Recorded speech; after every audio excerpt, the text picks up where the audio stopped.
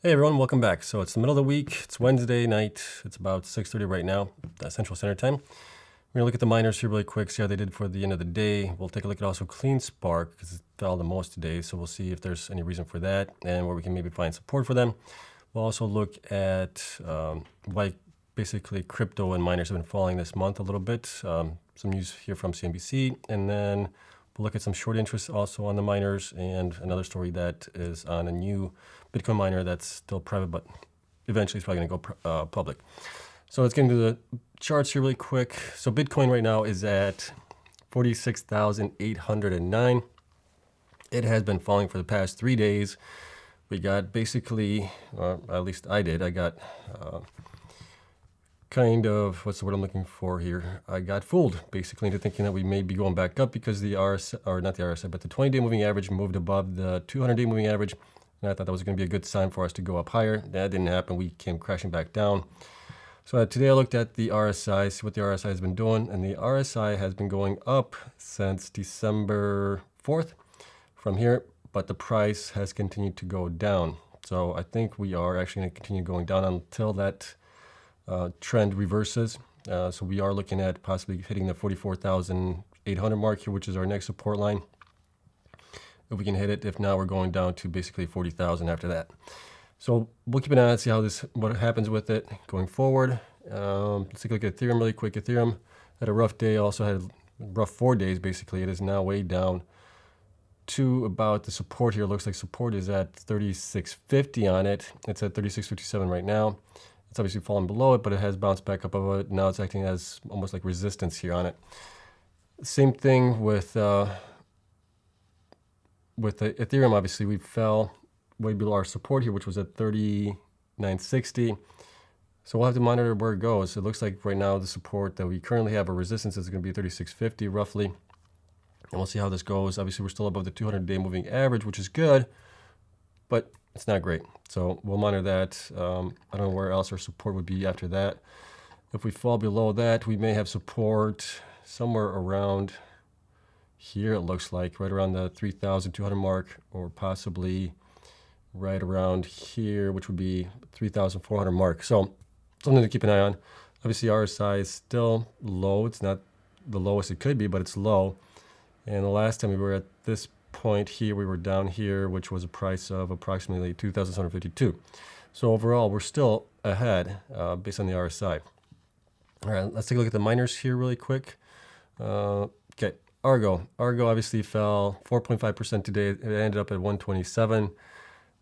Just looking at the short interest on some of these here, and we'll get into a chart that not a chart, but some numbers that I have on them. Here's some short interest also on Bitfarms. You can see it's going up a little bit. And obviously Bitfarms finished out the day today down 2.3% to 509. Everything has been down the last 2 days. Cleanspark was down 10.54%. So this one lost the most during the day today. It finished out the day at 985. And then we got a story on them where possible support might be. It was actually lower than I thought. I thought support was going to be right around 10. We've seen it kind of bounce off of here a couple times, and we've seen it down here. So I thought maybe 10 would be the support, 1050 or so, but it fell below it. So we'll see what the next support on that one is.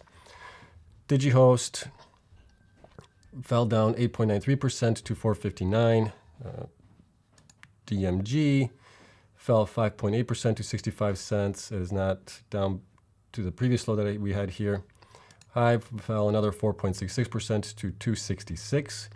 It has still not come down to our previous low, which was 243. And I think this might be kind of like the support here. If we look at it here, we kind of bounced off of it a couple of times here, looks like.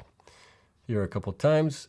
And we did the same thing here just a week ago or so. So that might be our support here if we fall any further. After that, we might be going down even further, but we'll keep an eye on it. Hot 8 was down 0.65% today to 765. Not sure where support is on Hut. It might be right around here. Looks like we bounced off of it a couple of times, so we'll see if we can bounce above it. And then Iris Energy, don't have an update on them. They're obviously brand new here, so they were down 0.71% to 1667. Mara was down 3.5% on the day to 3391.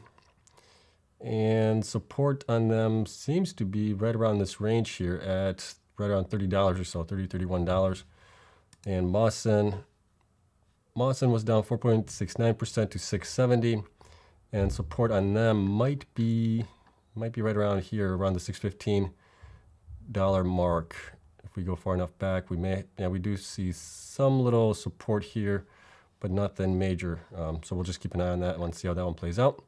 And lastly, Riot was down 2.75% to 23. And with them, their support might be, maybe around, we're probably like really close to the support level here right now, 2173, 2150 or so on that. There just isn't a lot of data here unless we go way back. And then we may have support somewhere around this range, which would be the $16 mark. Okay, so let's take a look at some of the short interest that I was able to uncover.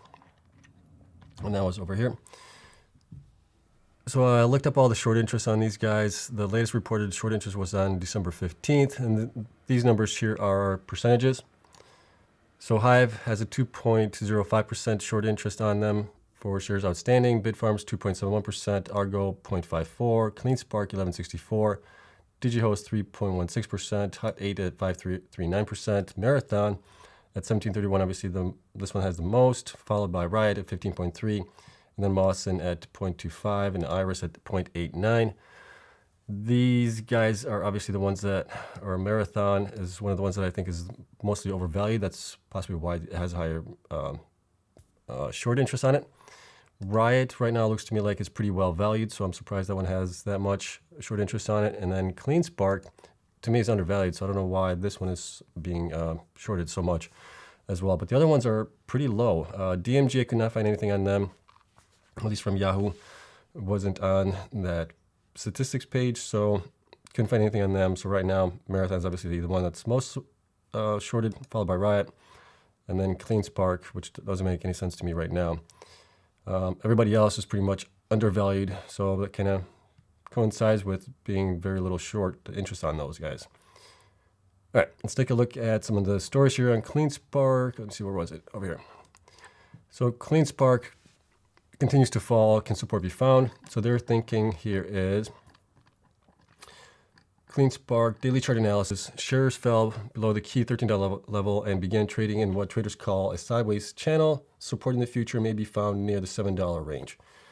So they got a chart over here showing that the stock trades below both the 50-day moving average green and the 20-day moving average blue. This indicates the sentiment is bearish, and each of these moving averages may hold as an area of resistance in the future. The relative strength index RSI has been falling in the past few weeks and now sits at the 31. This shows the stock is near the oversold region and is seeing many more sellers than buyers. Yeah, we're seeing that. And here is the chart that they're talking about here. So back in, looks like back in last year of September through November, looks like we had support right around this range here where it bounced off. And obviously we haven't seen anything after that. I mean, we could, in theory, look at possibly having support. Wouldn't be really support here. We bounced off of it here. We fell below it here. So it looks like $7 might be the support that we get to before everything is said and done. And price continues to go up, down. So something to be mindful of with Cleanspark. Obviously, I was thinking that Cleanspark would hold support right around this $10, $11 range here, but it has fallen below it, so we'll have to see if it comes back down to 707.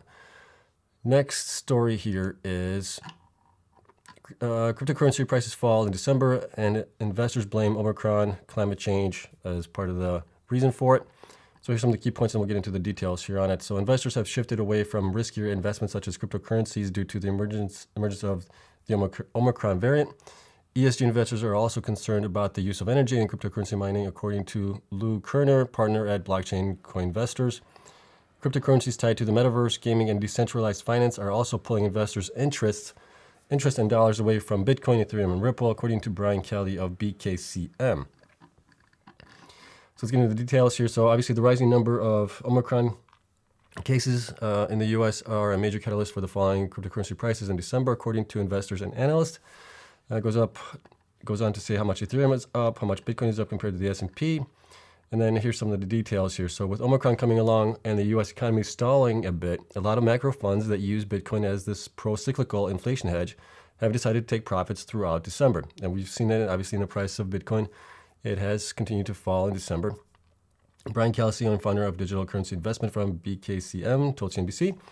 Another thing is ESG, or environmental, social, and governance. Investing and concerns over energy use have also been a catalyst in recent crypto declines, according to Luke Kerner, partner at Blockchain Co-Investors. He goes on to say, today proof of work from cryptocurrency mining machines is looked upon negatively by a lot of investment community because of the energy it consumes. Kerner told CNBC, but if you dig deep, much of the energy is energy that couldn't be used for anything else. Relative to the massive value we are getting from it, the energy, I think, will become much less of a concern next year. And I actually agree with this. The miners are becoming a lot more efficient with mining. You got the latest miners from Ant Miner, Bitmain. They are 140 terahash. They use like 3,100 watts or something like that, which is a huge improvement in efficiency. And they've been just getting better every year that they're coming out. So as new models come out, they become more efficient. So I think this going forward is going to become a moot point. Going on here, stocks that hold or mine cryptocurrencies saw deeper declines than the assets themselves in December. So we've seen this. Obviously, all of the mining stocks have gone down double what Bitcoin has gone down. So MicroStrategy is down 21% this month, while Riot blockchain has fallen 38%. Marathon Digital declined 31%. The coins and stocks are closely correlated in the minds of investors, something Kerner sees changing. So he goes on to say, we are on the cusp of a deep understanding by institutional investors of the different companies and what they actually do, and the economics of the business. And the economics of, that doesn't make great, okay. And the economics of the businesses. Kerner said, it's still hard for most investors to wrap their head around mining. It's a small part of the market, so you don't have a lot of institutional investors devoting massive amounts of time to it. It's easier for them to just look at it like a basket. So if they have a hard time understanding it, take a look at my channel. I give this stuff to you guys for free. All the research that I find out on these miners. So, little plug there for myself. All right. Let's take a look here else. Kelly said he is bullish on Bitcoin and believes it could hit 100,000 by the end of 2022, but that the emergence of the metaverse is pulling investors' interest. We also saw this a little bit back in 2017. If we look back far enough, you may remember the ICO craze that was going on with all these people starting their ICOs, and that led to basically a boom and a bust, basically, by the end of 2017. But you saw a lot of companies coming out with ICOs. It's kind of the same thing with the new NFTs, and then obviously the metaverse thing. We'll see how this all works out. But I think a lot of companies are going to go belly up eventually on this. Just like we had the .com bubble, I think this is a little too early for everything right now. That's just my thinking. There's money to be made for sure, but I think it's just it's very speculative right now. You also see a lot of other coins, whether they be in the metaverse, gaming, or decentralized finance, do really well. Kelly said the venture capitalists, new money, and funds like mine are focused on early growth opportunities. So you do have obviously a lot of early growth in here, and it's going to be hard to figure out which ones are going to be the best ones going forward. But there's just a lot of stuff, and there's a lot of crap out there as well. So be careful investing in anything in the metaverse right now. But there is money to be made. And then lastly, we have a newly miner here. So a newly minted Bitcoin miner from Gem Mining reaches hash rate of 1.2 exahash. We'll take a look at some of the details here. So this is a private company. They raised around $200 million in institutional capital. The company is currently producing 6.5 Bitcoins a day and has fully funded purchase orders for another 19,000 machines, expected to be online by the end of 2022. The successful deployment of 13,000 active miners is a major milestone in the growth story of Gem Mining. Warren, who is also CEO, said in a statement on Wednesday, Gem Mining power now accounts for 1% of the Bitcoin network hash rate of about 161 exahash as of December 28, according to data analytics from firm Glassnode. The Greenville, South Carolina-based miner started mining in February of this year and formally launched earlier this month after raising over $200 million in institutional capital. It had revenue of $7.8 million in November.